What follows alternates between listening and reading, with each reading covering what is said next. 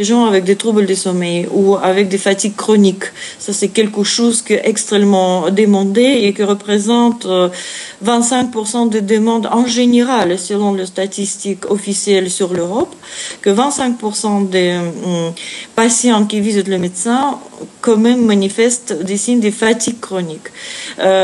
Donc, du moment où on fait des recommandations personnalisées en fonction de notre génome, on peut agir directement, on peut apporter à notre corps qu'il a vraiment besoin. Pas forcément, justement, la régulation du cholestérol ou 3 ou 5 fruits par jour, comme c'est recommandé, parce que c'est bien, mais si on parle des effets thérapeutiques, c'est bien sûr pas suffisant. Donc, on peut stimuler nos capacités de détoxication, on peut agir sur le métabolisme des neuromédiateurs au niveau cérébral, comme on travaille avec des précurseurs. On peut agir également sur la production hormonale d'une façon soft. Au lieu de donner des hormones substitutives, on peut stimuler la production hormonale par certaines méthodes, justement, d'une façon très souple que notre corps peut produire ça. Et c'est ça qui est en fait un impact direct en anti-vieillissement, justement, finalement. Donc il y a plus de maîtrise, il y a plus d'outils en fait. Exactement. Et ce qui est très important à comprendre, qu'on ne peut pas séparer nos gènes de notre corps. C'est quelque chose qui est à nous, c'est quelque chose qui est très mal exploité pour le moment, mais qui, bien entendu, doit être encore plus étudié et utilisé aussi dans notre vie quotidienne. Et c'est quelque chose qui peut faire beaucoup de bien à la santé, avec un grand espace. Pourquoi on n'en parle pas plus, à votre avis? Vous savez, en fait, et je pense qu'on parle beaucoup, on parle énormément beaucoup, et puis c'est quelque chose qui augmente. Mais vous savez, comme il y a quelque chose de nouveau, il y a toujours un danger, de certaines interprétations qui peut être aussi fausses. Parce que n'importe quelle connaissance, c'est un petit peu comme le potentiel d'énergie nucléaire. Ça dépend dans quelle main nous avons ça. Est-ce que c'est d'un bon usage ou pour des mauvais usages? Et malheureusement, il faut dire que la moitié de notre travail, la moitié du travail de tous les experts, c'est lutter contre des mauvais messages, des messages qui sont incorrects et péjoratifs, qui sont absolument injustifiés aujourd'hui avec tout ce qui existe dans le domaine. D'ailleurs, je voudrais vous montrer quelques livres. Ça, c'est notre Bible, c'est un des meilleurs livres en nutrigénétique qui s'appelle Nutritional Genomics. Il est sorti il y a quelques années. C'est un livre vraiment scientifique, donc c'est une base beaucoup de connaissances. Bon, nous avons aussi, vous voyez, beaucoup de livres comme cela en pharmacogénétique et également, donc des régulations endocrine et puis la génétique, les aspects génétiques, etc.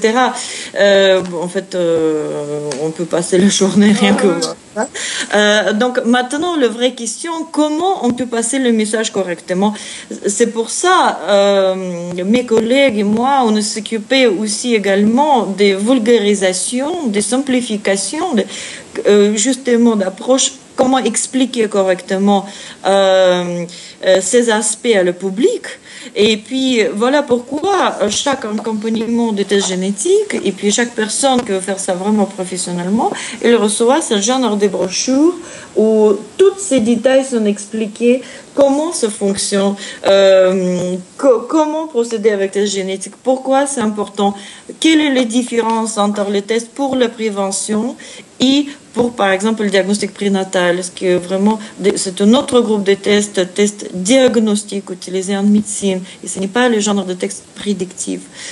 Voilà. Donc, il y a beaucoup de nuances professionnelles, mais la génétique aujourd'hui, c'est quelque chose qui est très structuré, et notre rôle, c'est faire passer le message correctement. Et c'est quelque chose que, par exemple, pour un enfant, c'est quelque chose qu'un enfant devrait, c'est la première chose qu'un être humain devrait faire, alors, si je comprends bien. Oui, voilà pourquoi il y a des programmes de différents gouvernements à l'Europe et aux États-Unis et également en Russie, où ça s'appelle, par exemple, le passeport génétique. C'est le programme des gouvernements parce que on envisage, pas tout de suite, mais au bout de 10 ou peut-être 20 ans, avoir nos passeports génétiques à la naissance, comme nous avons maintenant la connaissance de notre groupe sanguin. Tout simplement, aujourd'hui, la vraie question, ce n'est pas les questions techniques, c'est les questions éthiques, parce qu'il faut apprendre des gens comment utiliser ces connaissances et comment protéger les enfants et pas utiliser ces connaissances contre la personne. Voilà pourquoi tous les tests en prévention aujourd'hui rentrent dans la catégorie des tests à partir de 18 ans. Parce que chaque personne qui procède avec ce genre de tests doit donner son accord. C'est très important. On insiste beaucoup sur la confidentialité et sur la bonne volonté des gens pour faire ce test. Personne ne peut forcer quelqu'un à faire le test génétique pour la prévention. Est-ce que des tests sanguins, comme des tests ImuPro ou des tests comme ça qui sont faits au Luxembourg, qui détectent les aliments desquels on est allergique, est-ce que ça coïnciderait et c'est en parallèle avec ce que vous retrouvez dans vos études après? Tout à fait. Souvent, on les fait en parallèle. Par exemple, en cas de certaines allergies alimentaires, où on ne sait pas est-ce que c'est l'allergie ou est-ce que c'est intolérance. Donc, du moment qu'on fait le test génétique et le test biochimique, donc comme ImoPro, le test immunologique, qui n'est pas le test génétique, on peut comparer les résultats et on peut savoir est-ce que ça vient vraiment de génome, par exemple comme intolérance ou laitage ou gluten, ou est-ce que c'est quelque chose qui était développé pas au niveau génétique, mais au niveau immunologique, parce que notre système immunitaire commençait à agir d'une façon exagérée à ces produits.